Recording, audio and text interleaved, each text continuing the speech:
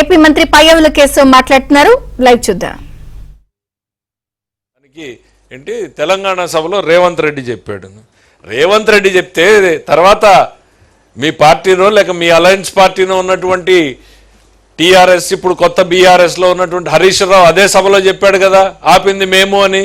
అంటే మీరిద్దరు కూడబలుక్కుని ఆపినటువంటిది విషయం బయటకు వచ్చింది అనేది ఏమన్నా కంగారు పడి బట్టగాల్చి ముఖాన్ని వేసేటువంటి ప్రయత్నం చేస్తున్నారా?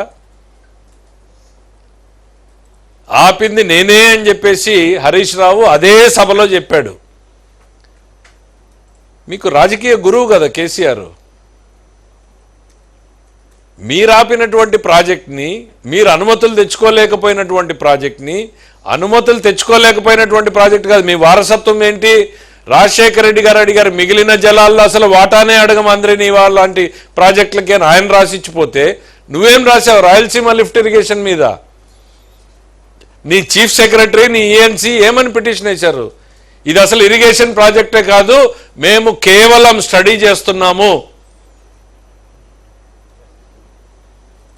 అరే, మీరేసి సంతకాలు పెట్టినటువంటి అఫిడవిట్లు ఉన్నాయి, మేము ప్రాజెక్టు కట్టడం లేదు, ఇక్కడ ఓన్లీ టెస్టింగ్ చేసుకోవడానికి తవ్వుతున్నామని చెప్పారు మీరు.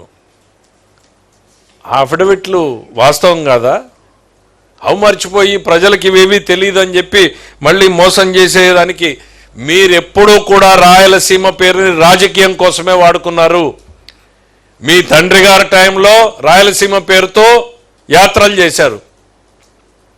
ఆ రోజు నందమూరి తారక రామారావు నిజమైన రాయలసీమ పట్ల ప్రేమ చూపించినటువంటి వ్యక్తి. గాలేరు నగరి, తెలుగంగ, హంద్రీనీవా ఈ 3 ప్రాజెక్టులు తెలుగుదేశం ప్రభుత్వంలో ఆ రోజు నందమూరి తారక రామారావు గారి బ్రెయిన్ చైల్డ్లో పుట్టినటువంటి ప్రాజెక్టులు.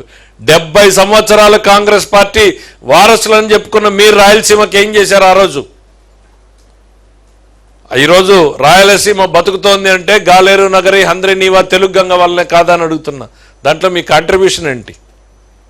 పోనీ మీ జగన్మోహన్ రెడ్డి గారు ఈ 3 ప్రాజెక్టుల్లో ఏం చేశాడని అక్కడ అడుగుతున్నా.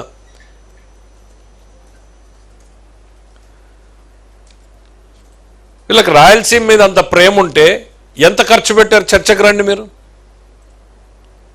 హంద్రీనీవా ఒక్క సంవత్సరంలోనే 3,700 కోట్ల రూపాయలను ఖర్చు పెట్టాం. ఒకే సంవత్సరంలో శాంక్షన్, ఒకే సంవత్సరంలో టెండర్ పిలవడం, ఒకే సంవత్సరంలోనే వర్క్స్ కంప్లీట్ చేయడం చరిత్రలో ఎప్పుడన్నా జరిగిందా? అది చంద్రబాబు నాయుడు గారికి రాయలసీమ మీద ఉన్నటువంటి ప్రేమ. మళ్ళీ 2,000 కోట్ల రూపాయల పైన ఖర్చు పెడుతున్నాం ఇప్పుడు. ఇది కాక నేను చెప్తున్నా, 5 ఏళ్లలో శాసనసభలో మీరు రాయలసీమ పేరుని పలకడానికి మీరు సాహసించలేకపోయారు.